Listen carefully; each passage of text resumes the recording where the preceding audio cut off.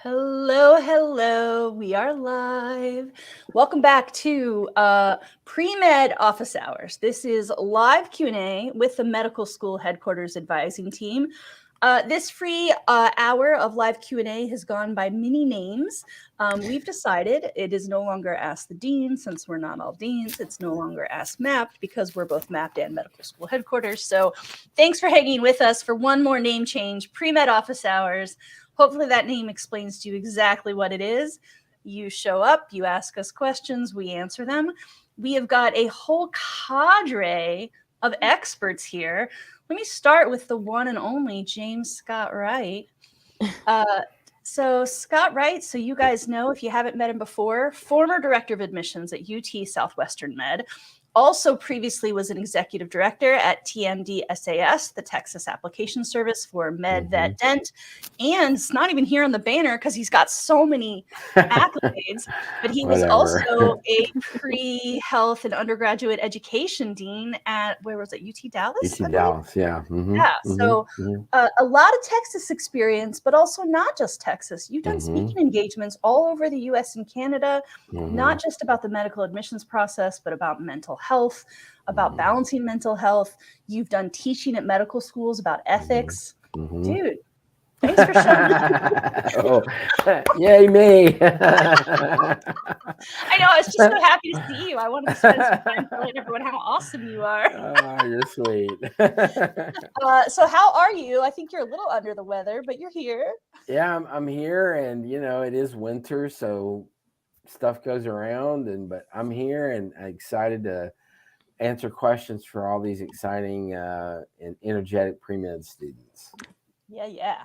All right. And then also with us is the one, the only Verinia Granum. We have occasionally referred to her as the queen of pre-med knowledge, I believe. I don't know. That's like an unofficial title. Self-appointed, right? But yeah, Verinia, girlfriend, I thought I was the queen. I'm just saying. Sorry, Scott, you lost that crown.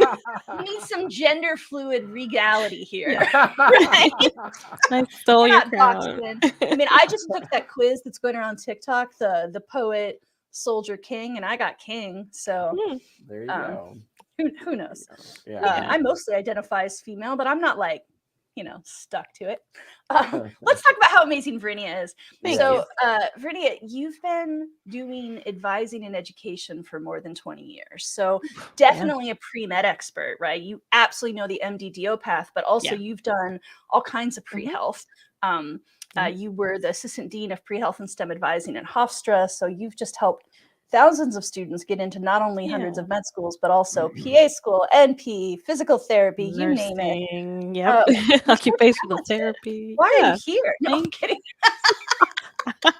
Well, hello. I am surrounded by amazing folks that all want to do the same thing, and that is to help students figure out their path and make this dream a reality. I was feeling a little like glum lately just because the weather has been really cloudy here in New York. But as soon as we start this hour, I just get excited and happy to be here to just, help some students out. Yeah, me too. And me. Who am I? You are wonderful. The other day, I told someone that I didn't have a lot of ambition, and they were like, "Don't you co-run a company?" I was like, "Oh yeah." So anyway, I'm Rachel. I am co-founder of Mappd, COO of Medical School Headquarters. I have been in education services for 20 plus years. My heart is MCAT and pre-med, but I do like pre-health in general. And I've also done college admissions and business and law admissions. So today we'll talk about pre-med, but I've seen a lot. And yeah, we're all excited to just answer your questions. I see a few comments coming in already. So let us know what you want to talk about, and we'll see if we have time to get to your question today. Yeah, sounds good.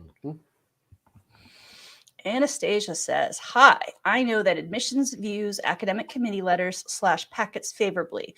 How would they view a committee packet from a full-time job position?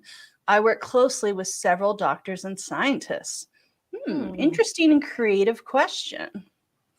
Yeah, I don't think I've heard of a committee packet from an employer. Yeah, so Scott, I think I'm going to pass this to you specifically. What I wanted to kind of say as I'm setting you up here is my understanding is that academic committee letters and packets are sort of an accepted part of this institutional process, where I think what Anastasia is proposing is something where she's essentially trying to create her own packet. So what are your thoughts on that? So I guess I'm a little confused when you say how would they view a committee packet from a full-time job position. So the point here that I want to make is that it sounds like, Anastasia, that you're creating a committee packet from your full-time job position. That is different than the institution creating a committee packet for you based on whatever structure they have to put forward a committee packet on your behalf.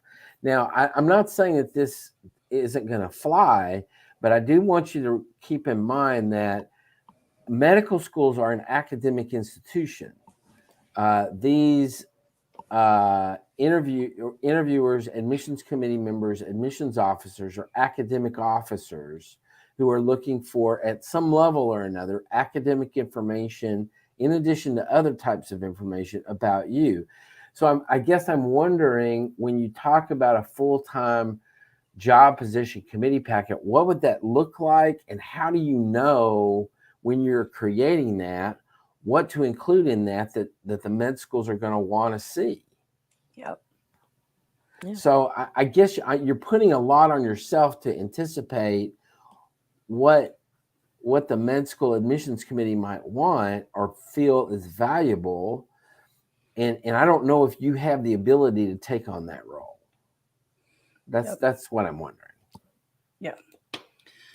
I concur with that. The only thing I would add is, if what you're saying is you want to use a work supervisor letter, which is sometimes accepted, right? Some med schools will accept that. Not all. You always have to look med school by med school.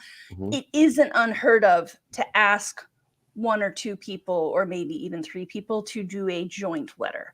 But the packet idea, the idea of committee, like, if you submit more than they ask for, there's no guarantee they're going to look at everything you submit, right? When they say 3, you don't want to send 13. Right. But if you really feel like, well, this work supervisor knows me really well, but this other physician has a really impressive credentials and knows me somewhat, so I'm going to see if they want to joint do a letter. I think that kind of thing is still sort of within the structure of what is acceptable. So I like your creativity, but the application isn't really a place for creativity. You got to play by the rules. Yeah. Yeah. But again, you don't want to compile. There's no guarantee that they're going to read a composition, Anastasia. They say 3, you send 3. Yeah, the more I think about it, Anastasia, I think this is a bad idea. I don't like this idea at all. Because you're making a new system that hasn't been accepted. Right. Yeah, That's and you're assuming a lot of things that I think, whatever. Yeah. So okay, Yeah. I think you get it. She says, "Got it." That makes sense. Yeah, I love the creativity, and just unfortunately, this isn't the place. I agree. Yeah, it's going to serve you well in other parts of your life. Oh, why do we still have my banner up? That's weird. There we go. All right, next question.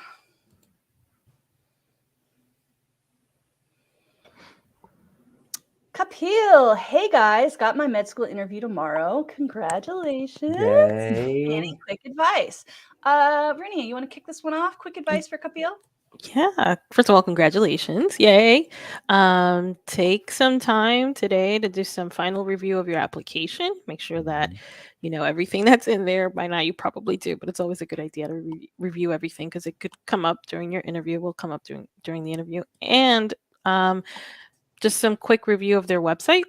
Make sure you are aware of very specific things that you want to talk about during your interview about why you're interested in going to their program. So review your application, review their websites, make sure that you have your 2 or 3 things that you want to highlight and talk about why you're interested in their particular program, and try to relax. I know that's hard to do. Just try to relax today. You got this. Yep. Joshua Brand, loading up a queue. I have several years of leadership experience in a hospital department. I really would like to showcase this experience in my story. Is it better to do this in PS or experiences? I love this question, Joshua, because this is a really important one. And I love that you asked, is it better to do it here or here instead of how do I do it in my PS? The personal statement is the heart and soul of your application. And yet it asks one very specific question, which is why medicine? So leadership experience, that's probably not part of your why medicine. It might have been part of your journey there, but if you really want to showcase leadership experience, there are activities where you can actually classify something as leadership and write an essay about it there. So I would say this is definitely an activities or experiences essay, not part of the PS. Agreed. Mm-hmm. All right, let's keep trucking.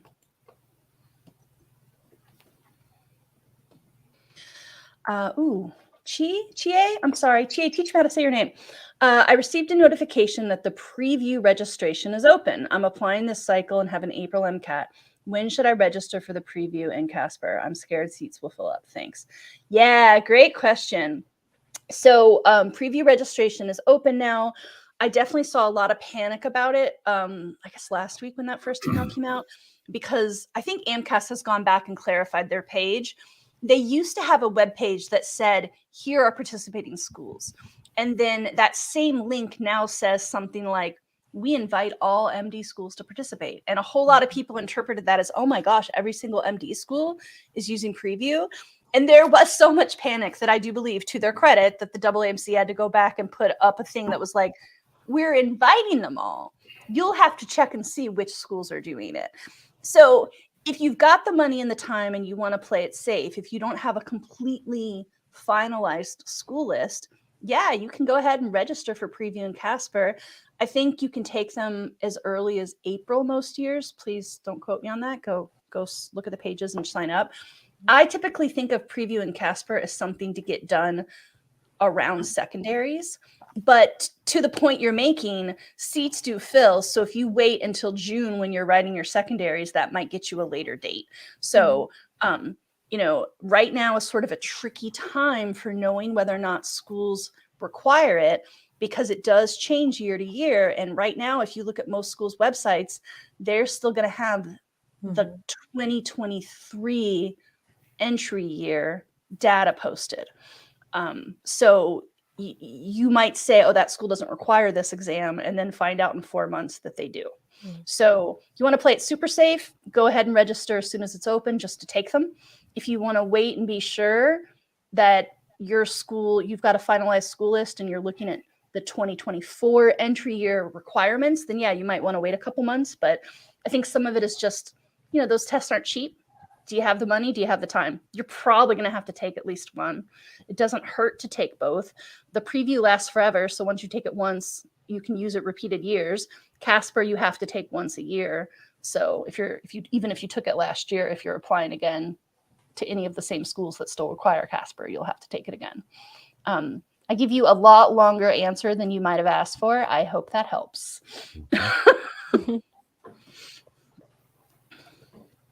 Cool. I was just going to message Veronica on the back end to be like, hey, I have Mappd all ready for screen share because I see that question about Mappd. So to be clear, Jean St. Pierre, we didn't slip him a 20 or something. He's asking this all of his own accord. Mappd is a free pre-med and pre-physician assistant tracking web platform. So the idea is, and actually, if you want to make that comment go away, Veronica, just to give us a little more screen, I'm going to make this as big as I can here for a minute. So the deal with Mappd is, as soon as you're a pre-med, you start using this. It's a free website. So we sometimes refer to it as an app, but it is a web-based application. It tracks your GPA. It calculates your GPA just like med schools do, which may not be the same as the way as your undergrad school does. So your GPA on your school transcript might not be the same as the way it says on AMCAS and ACOMAS and TMD SAS. It's also a place for you to track your activity hours. Once you enter all the courses you've taken, you can start researching med schools and bookmarking them. And we will match up the pre-med requirements from each med school, which does vary a little school to school, against the courses you've taken and listed as fulfilling prereqs, so that you can see if you're missing any. And then also it's a place where you can track MCAT, all of your practice test scores. And obviously most MCAT prep companies have great tracking. What we offer that's different is you can track all of your practice tests from multiple test sources. So instead of having to log into Blueprint to look at your Blueprint results and AAMC to look at your AAMC results, you have one place where you can look at all the numbers. So that's kind of it at its basic. There's also a pro level, and this is super exciting because the pro level keeps getting better. So every pre-med can have MAP for free, or if you do the annual plan for $7.50 a month, you get unlimited chat advising with us, the same folks that do this weekly office hour. So Dr. Wright, Verinia, me, Courtney Lewis, and Ryan Gray, who aren't here this week because we rotate. So you get expert advisors who will chat with you. And as of yesterday, we launched MyLors. So this is so cool because now, in addition to all the stuff that you're already getting in Mappd, now you have a place to securely request and store and transmit your letters of recommendation. So this is an alternative to some of the other letter of rec portfolios that are out there, like, for example, Interfolio. And, you know, $7.50 a month. So what's that? Times 12, what's that? Yeah, it's 80, 90 a year. So for 90 a year, I mean, you get unlimited messaging with us and a letter of rec portfolio. So this is a really robust tool. I think every single pre-med should be using this for free. And I suspect that many of you are going to end up using the pro level just because the value is so great. So I hope that helps clarify what Mappd is. Love it. Love it, love it. Yeah. I've met this person. I know how to say her name. I'm thinking Ojani. Ojani says, I've had one interview this cycle and I believe it went well, but I'm not sure it went well enough. Well, first of all, congratulations. Besides medical school HQ resources, how do I know what I need to change on my application to be successful next cycle? You wonderful pre-meds are teeing up all the things I wanted to remind you about today. We have a free reapplication workshop happening tomorrow. Do we have a banner for that? Premedworkshop.com. So Ojani and everybody else, and honestly, it's meant as post-application review, but it's a great tool for anyone who's applying the first time. We have a free session tomorrow. It's going to be interactive. You can even submit your prior applications. We'll redact parts of them and review them publicly.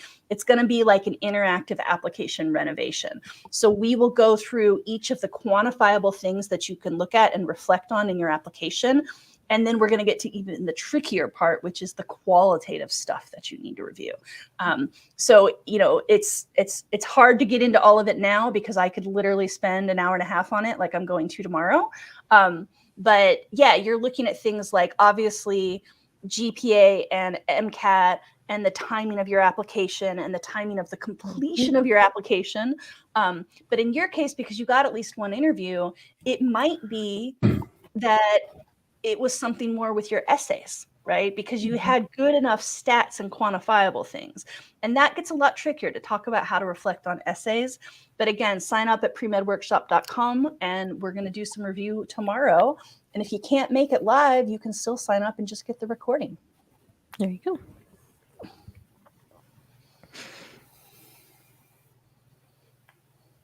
All right. Megan Elizabeth. If a school doesn't do retroactive withdrawal, but they will remove it from your GPA, it will be on the transcript, but it will say that it shouldn't be included. Will med schools count it in your GPA? I'm going to kick this one to our former executive director of an application service. What do you think, Dr. Wright? Short answer is yes. Yeah. If you took the class and you got a grade, doesn't matter if you retook it or not or whatever, that grade is going to be calculated. There is no grade. There is no grade forgiveness. Sorry. Yeah. Yeah, and there's it's no a tricky grace in thing. This is exactly, and I appreciate you asking, Megan, right? Because this is exactly why we say med school GPA, med school application GPA may not be the same as undergrad. Some undergrad schools give you A pluses of 4.3s. None of the application services do that. The highest you can get is a 4.0 in an application. And there's lots of other little details like that. So yeah, sorry, but it's still going to be on your record. The flip side of that is one grade, not going to make or break. One withdrawal, not going to make or break your experience. Take part. Right. All right. Christina says, if you have an experience started in 8th grade and you did through college, is it all right to put it as a meaningful experience? The bulk of my time was spent pre-college, but I spent time in college. Yeah. Sure. And exactly because of what you said, because it went on. Activities are typically only fair game if they happen post high school graduation, but something that started before then and continued through, still okay. Yep. Agreed. Completely agree. Cool. Good job, Christina. Way to do your research. Monica B. Do all med schools accept MyLors for recommendations? If I decide to apply in 2024, do your recommendations have to resend? Yeah, I love this question. Yeah, we are creating this system to work with all 3 application services. So you will be able to use MyLors for AMCAS, ACOMAS, and TMD SAS. So you say all med schools, I'm just clarifying, like, we're focused on the USA right now. Maybe that was implied. And yeah, that's the whole joy of a letter portfolio. If you decide to apply next year, not this year, you still have your letters securely stored. Whereas if you have a professor or another letter of rec writer submit directly to AMCAS and then you have to apply again next year, that letter's gone. There is some nuance around here that we think it's better if a letter is dated the current year. So sometimes even if you still have that letter securely stored, there might be cases where you want to go back and ask the letter writer to refresh. But with MyLors, you'll have the choice. Those letters are going to be stored confidentially, so you can do what you're supposed to do, which is in 99% of cases, med schools want to know that you did not see the letter, that you waived your right to see it, but it's been securely stored so that you can send it and resend it as many times as you need to as many places as you need.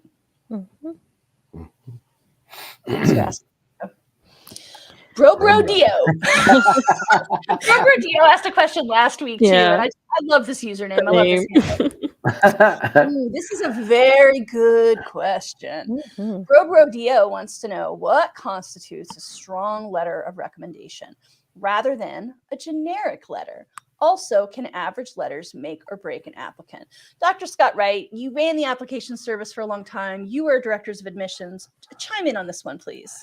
Yeah, so I think let me start with the second question, and then I'll go back to the first question.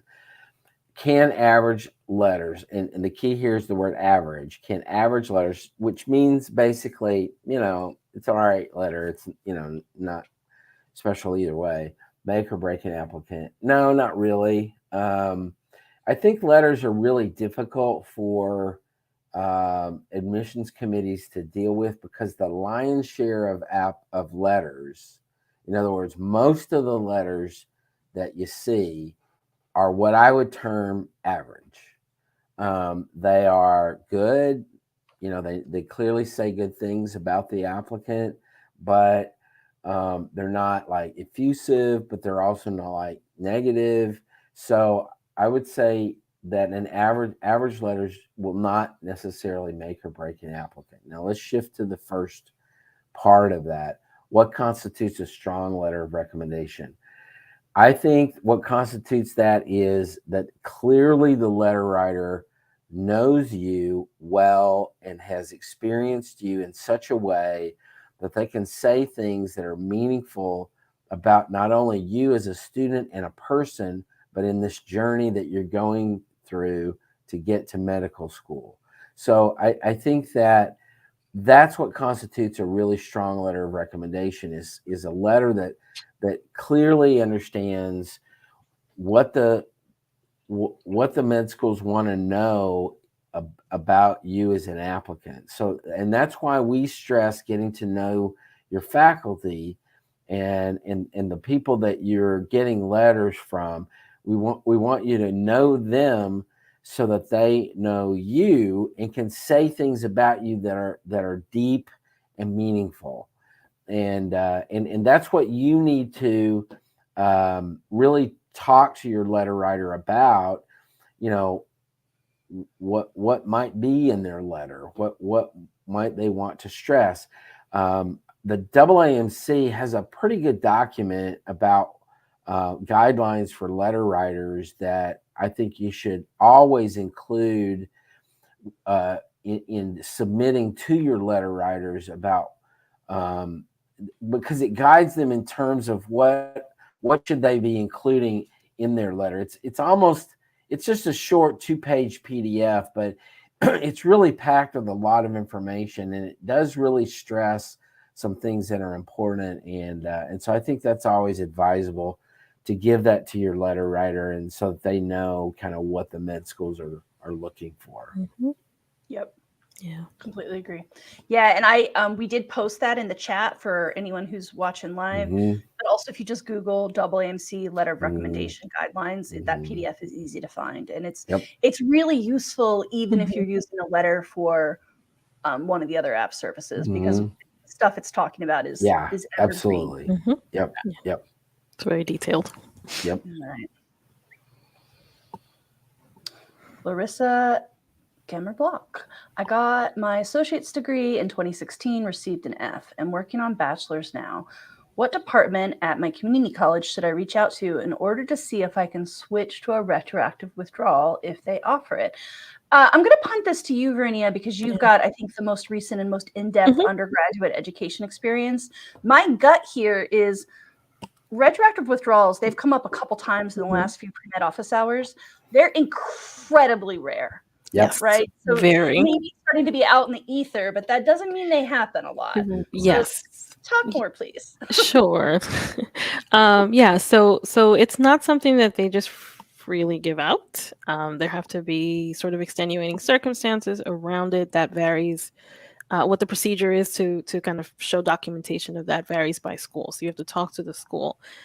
But my concern is this idea that I have to go back and now get this grade changed because it's going to affect my application in some way. We don't know what the situation was surrounding that F, Larissa, but if it's the only F you've gotten, even if it isn't, even if you've gotten a few more since, that by itself is not going to exclude you from medical school. So I would caution you to first think about what that situation was. Why are you asking for a withdrawal? If it's because you think that's what's going to impact your ability to get into medical school, I can assure you that there are ways to deal with that without having to go back and ask for a withdrawal.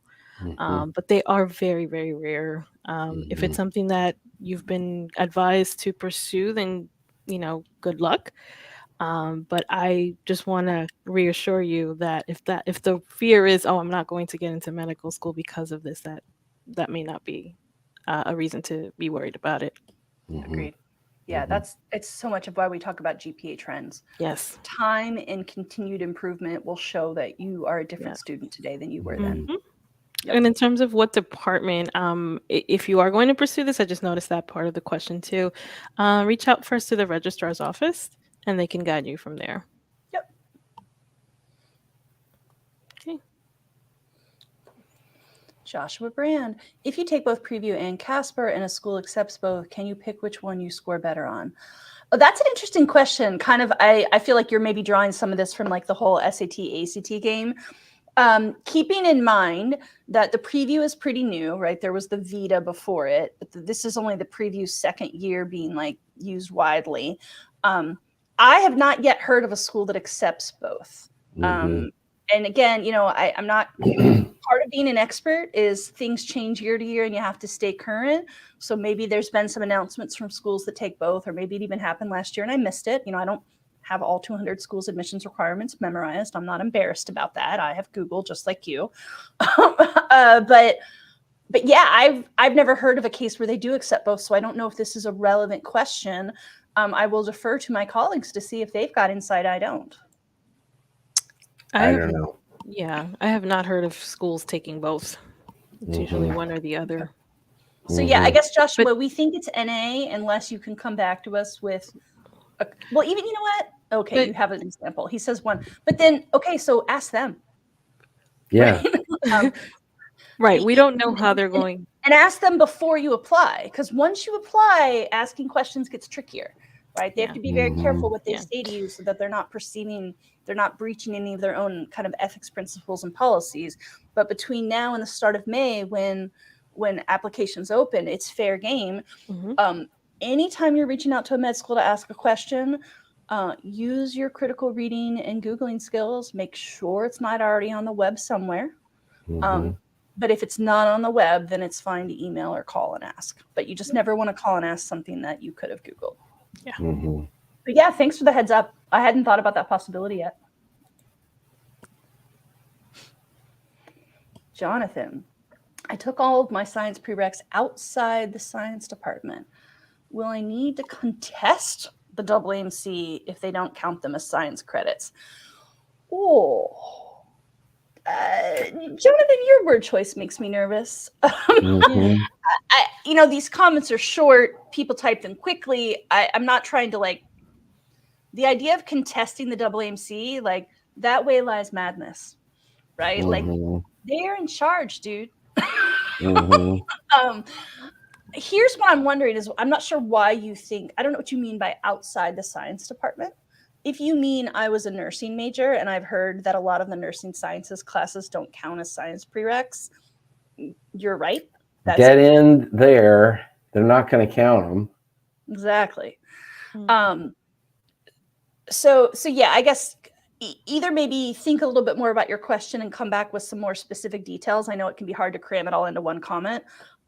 Or just accept that what you need to do right now before you apply is go to the AAMC website. There's a place where they list how science courses get classified, and do some reading about that and find out if you've actually fulfilled your science prereqs or not.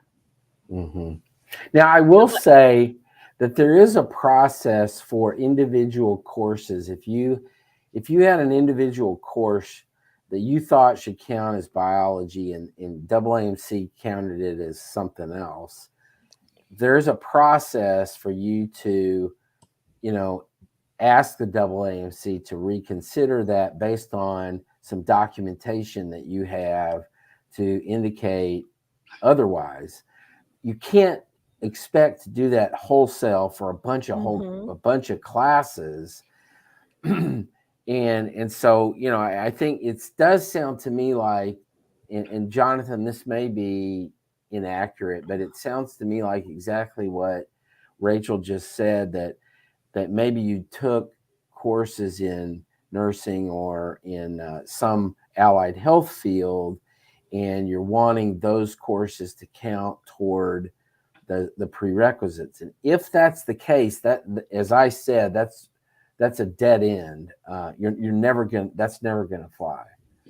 Yeah, so we do have some follow-up. Jonathan says he was a nutrition major at a Canadian school, and for example, a course code would start with NUTR, but the class name would be cell biology. That's not going to be counted as cell biology. That's not. I think that if it's and it's a little bit different because it's a Canadian school, and the Canadian schools sometimes do things a little bit differently. But what I would say is the onus is going to be on you to provide documentation to the AAMC or to whatever application service to give them that they need to have, that they're going to have some kind of structure to stand on to be able to say, okay, we're going to say cell biology taken in a nutrition department is the same as cell biology taken in the biology department. And that the starting point most of the time for the AAMC or other application services is going to be no, that's not the same.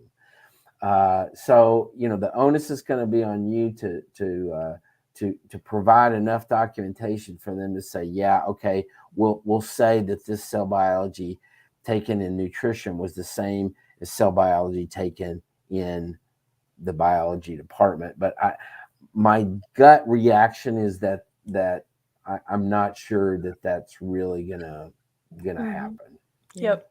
Sorry, Agreed. dude, but better to I'm- find out yeah, I'm now sorry. than when Yeah. you've spent thousands of dollars applying. Mhm, Because mhm. American med schools will take your primary fee, will not screen your application, will send you a secondary and take those fees, and then Mhm. reject you if you fail to meet prereqs. So Mhm. it's very important to make sure your prereqs are all lined up before you spend that time and money. Correct. So sorry, but good luck. Yeah. Okay, David says cumulative GPA 3.8, science GPA 3.7, science credits around 130. Should I explain one semester in fall of senior year at a 346? No. David. Right there. Stop. I mean, Full stop. but there are people in the audience right now going at you, so I feel obligated to pass some of that on. Your grades are great. And when we talk about dips or upward trends, we're talking about people who have really low cumulative GPAs who are trying to show that their recent work is better than their old work. When your work overall is amazing, which a 3.8 is, you don't need to worry about one semester where it wasn't even really bad work. It was a 3.46. Yeah. So sorry to be harsh on you, but good news. You don't need to worry at all. Don't waste any space talking about your grades. You got more important things to say in the application. Absolutely. And congrats on being such a good student. Yeah. That's a much nicer way to say it. Congratulations on being such an amazing student. I'm sorry, David. I should have opened with that. Thank you, Scott. All right, here's another happy. Raphael. Hey, y'all. I just wanted to say thank you for all you do. Got accepted to med school this cycle. Nice. Yay, Raphael. That's awesomeness. Love it. Yeah. So now you need to, it won't be long and you'll be able to put Dr. Raphael. I know. That's exciting. Right? Doctor. Get a lot of sleep. You're going to be busy. All right. Christina says, is it acceptable to have your non-science letter writer be either a professor you took a pre-med seminar with or your research PI for a psych lab who you also took a psych summer class with? Scott, you're probably the one to arbitrate this. What do you think? Sure. Yeah. I mean, I think,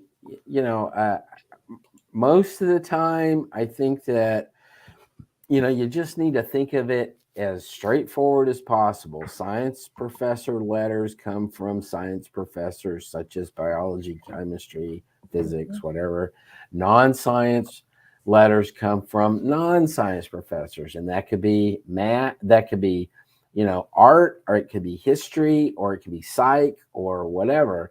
So you took a pre-med seminar with, sounds good. Took a psych class with in the summer, sounds good. So as long as they know you and can write a letter that really is meaningful, then that's the key. That's the most important part. Yeah.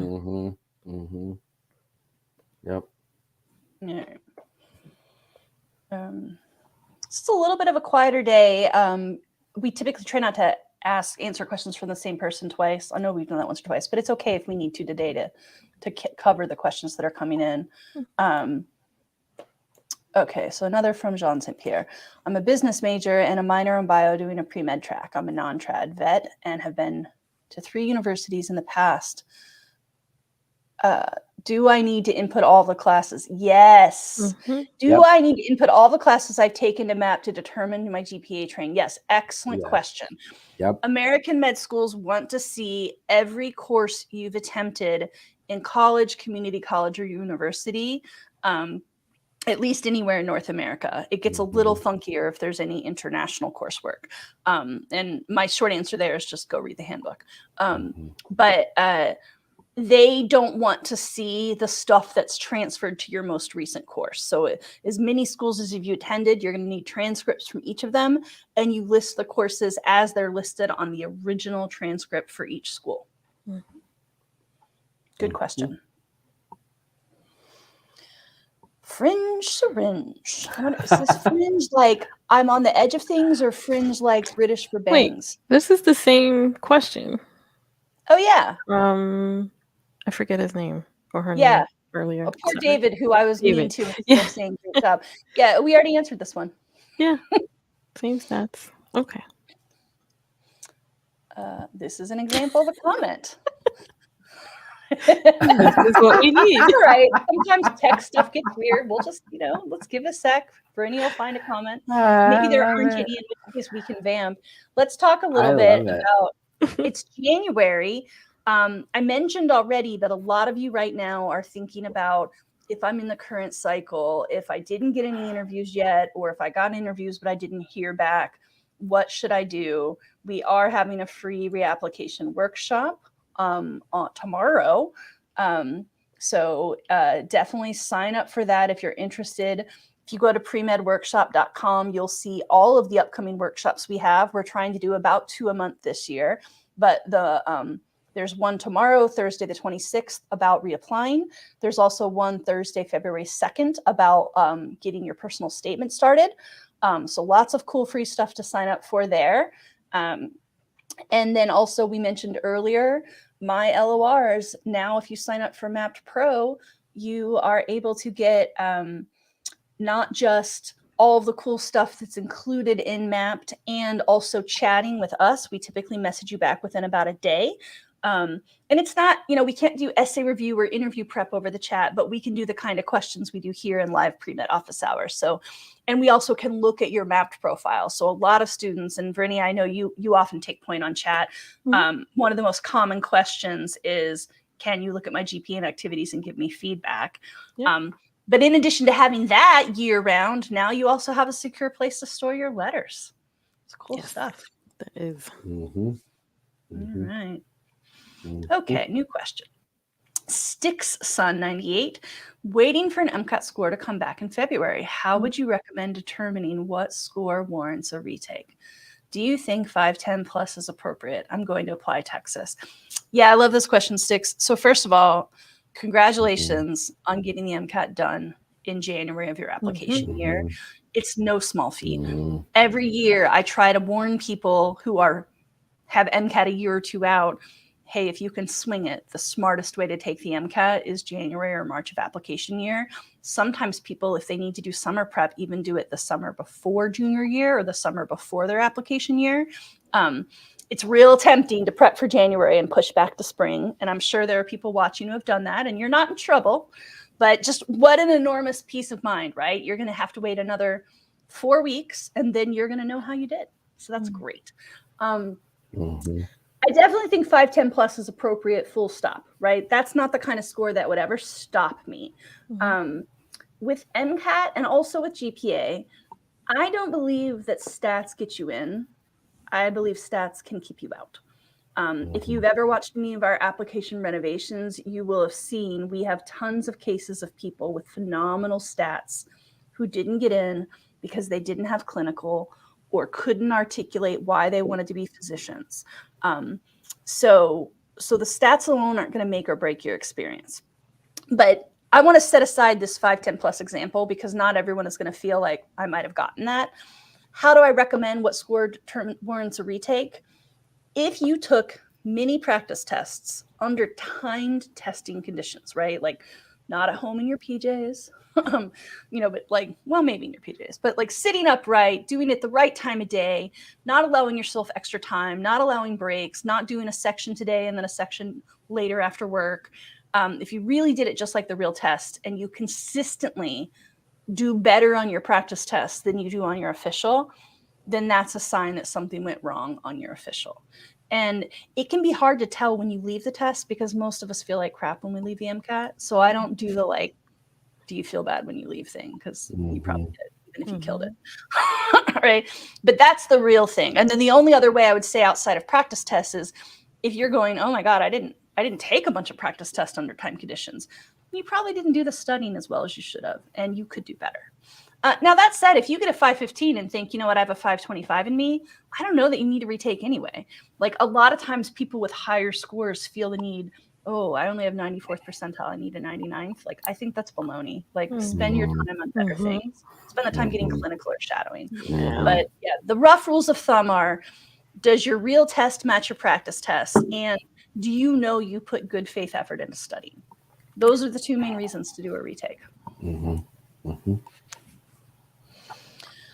Joshua says, any resources or advice informing my out-of-state school list? I know all my in-state schools I want to apply for, but I'm struggling with where to start for out-of-state. Scott, you want to take this one? Yeah, sure. I think that,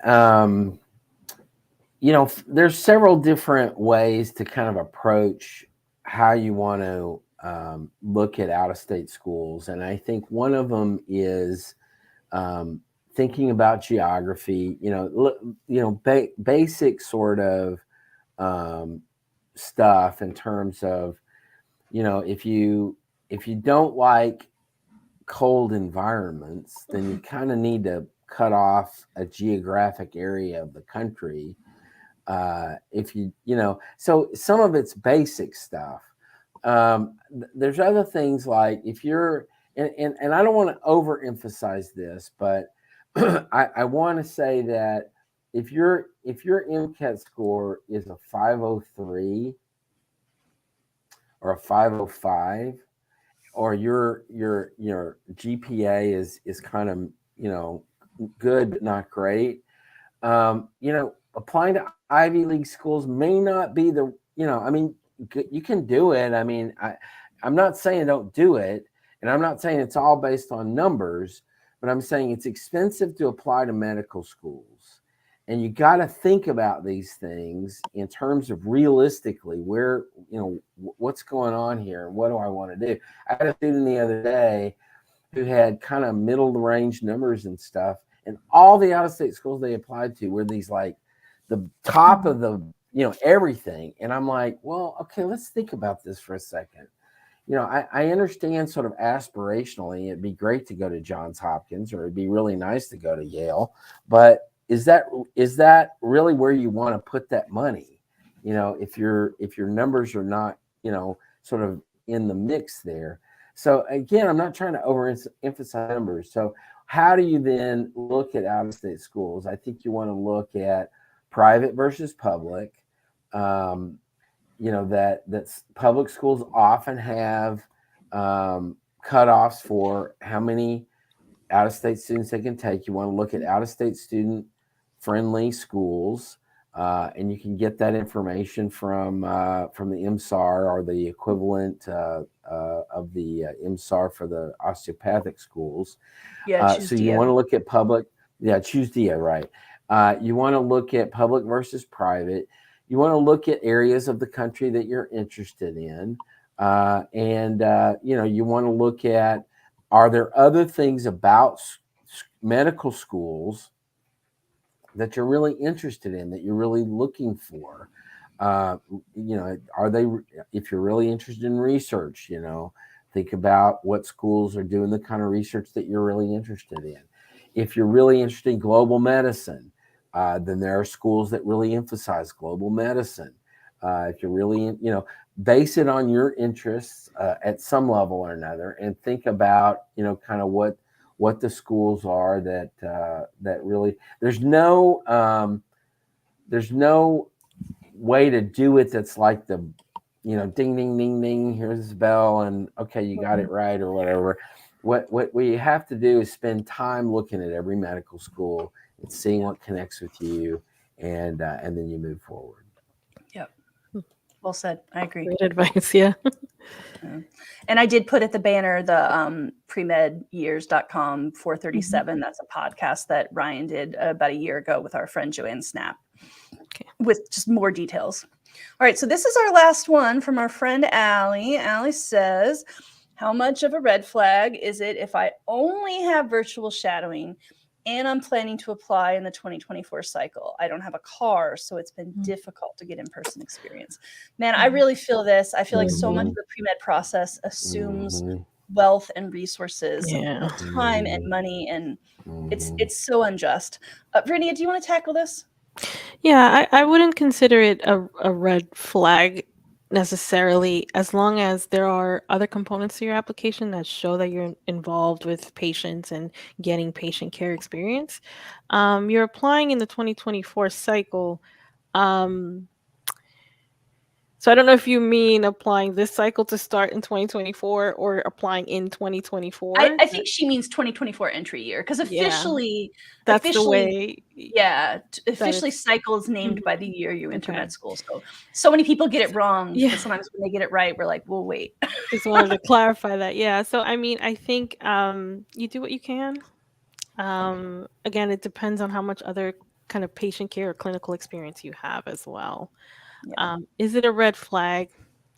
It's hard to say. It really all depends on, like I said, your other experiences. Yeah, and I would add something to that, and I'm not saying this is the case, Allie. Don't hear that. But what I'm saying is that the med schools are going to look at your application, and they're going to look at the entire thing.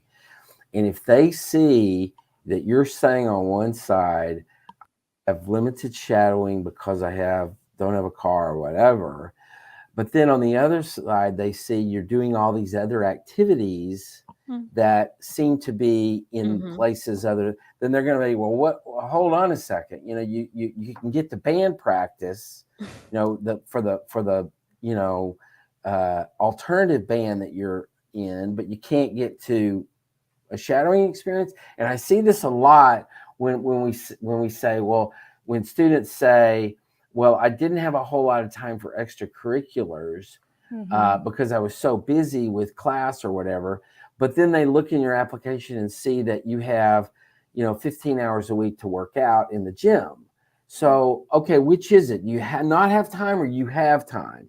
So, I'm just saying, look at it holistically, look at the whole picture and objectively analyze how is a medical school looking at all of these data points going to evaluate what you've done and what you haven't done.